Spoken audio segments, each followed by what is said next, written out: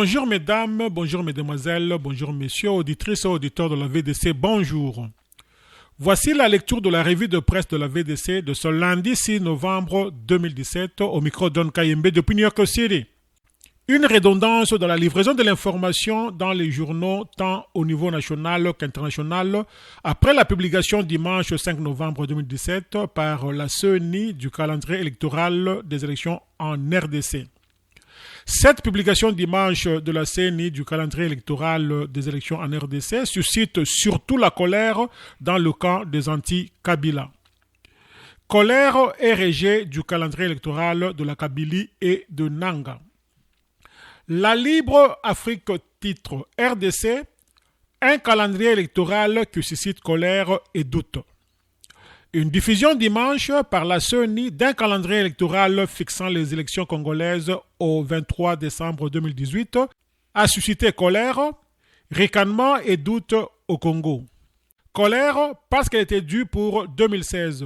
Et ce n'est qu'exceptionnellement que l'accord de la Saint-Sylvestre a accordé au président Joseph Kabila, hors mandat depuis le 20 décembre 2016, un an de plus pour organiser les élections avec l'opposition. On sait que le camp kabiliste a tout fait pour ne pas respecter sa part d'obligation selon cet accord.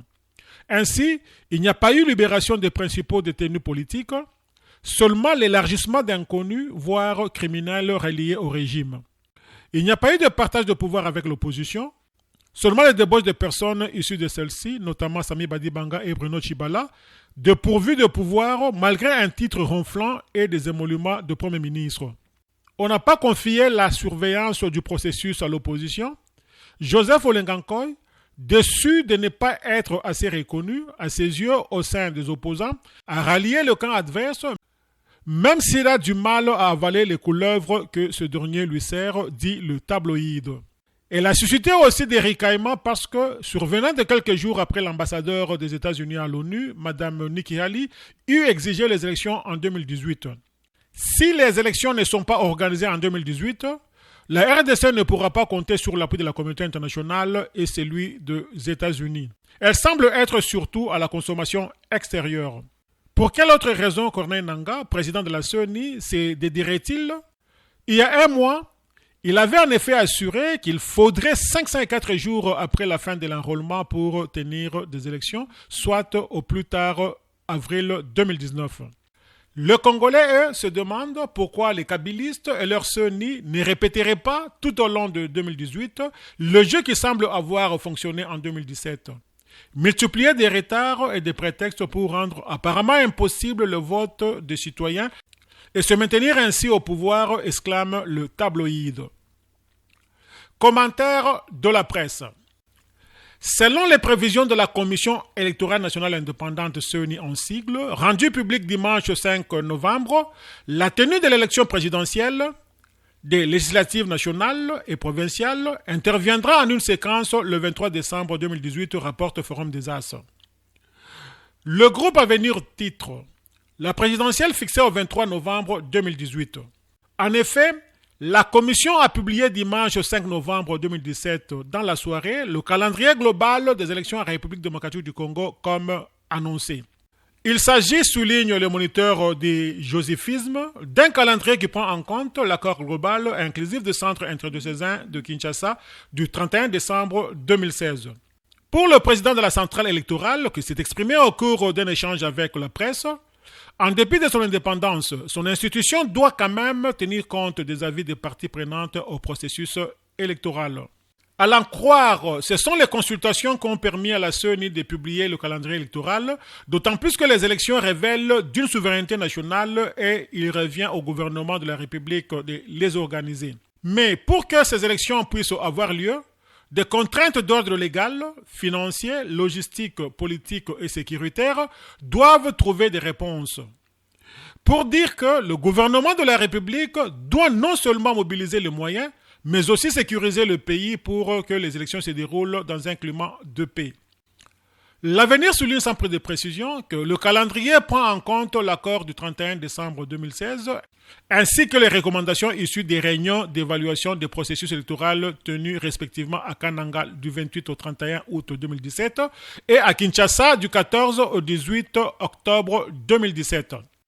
Ce journal fait cependant constater que, contrairement aux 504 jours dont la commission électorale disait avoir besoin pour organiser les élections crédibles, les chronogrammes des élections qu'elle a proposés dimanche ne durent que 305 jours, conclut le quotidien.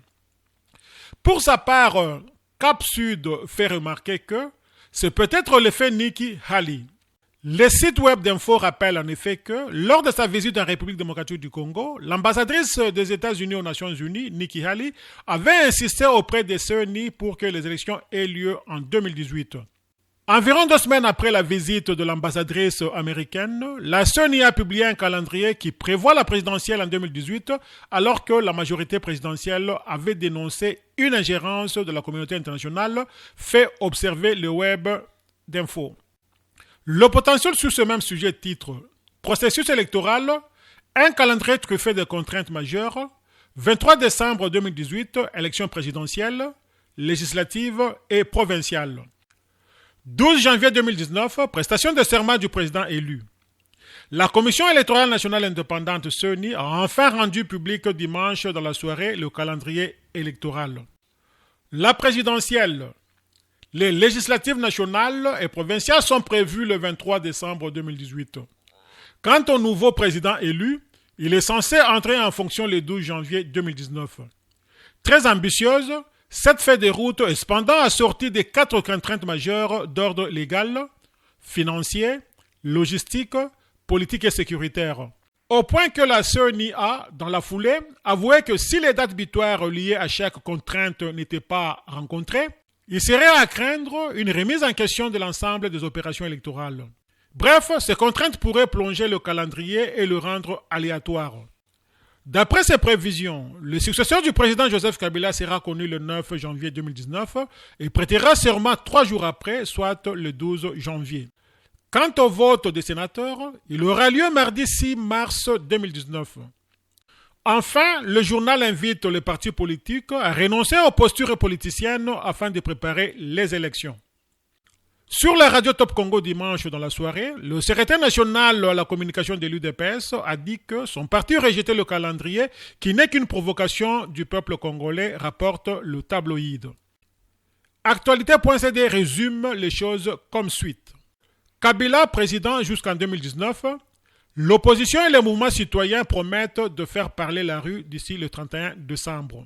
La Commission électorale nationale indépendante a rendu public le dimanche 5 novembre le calendrier fixant date et modalités de déroulement des élections tant attendues en République démocratique du Congo. Ce calendrier électoral fixe les élections présidentielles, législatives nationales et provinciales en décembre 2018 et la proclamation des résultats en janvier 2019.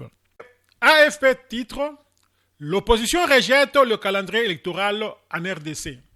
L'opposition congolaise a rejeté le calendrier annoncé dimanche par la commission électorale qui prévoit une élection présidentielle le 23 décembre 2018, répétant qu'elle exigeait le départ du président Joseph Kabila de la fin de cette année 2017. Nous rejetons le calendrier de Corneille Nangaa, président de la commission électorale. Ce qui nous intéresse pour le moment, c'est le départ de Kabila au 31 décembre 2017, a déclaré à l'AFP un porte-parole du parti politique historique de l'opposition UDPS, Augustin Kabouya. Le mouvement citoyen Lucha avait aussi demandé dès dimanche matin une position commune ferme, invariable et sans équivoque, considérant que Kabila doit quitter le pouvoir ou cesser d'être considéré comme président de la RDC d'ici le 31 décembre 2017. Moïse Katumbi a également tweeté « Ce régime prédateur veut prolonger l'instabilité et misère du peuple. Nous n'acceptons pas ce calendrier fantaisiste. Stop. Kabila doit partir. » L'opposition et la société civile ont-elles des moyens de leur objectif? Leurs appels aux journées villes mortes n'ont rencontré qu'un succès mitigé depuis la mort le 1er février du chef historique de l'opposition, Étienne Tshisekedi, conclut l'AFP. Auditrices et auditeurs de la VDC, merci pour votre aimable attention. C'était votre humble serviteur Don Kayembe depuis New York City pour la radio-télévision online, la VDC, Panorama d'Afrique. Merci et à demain.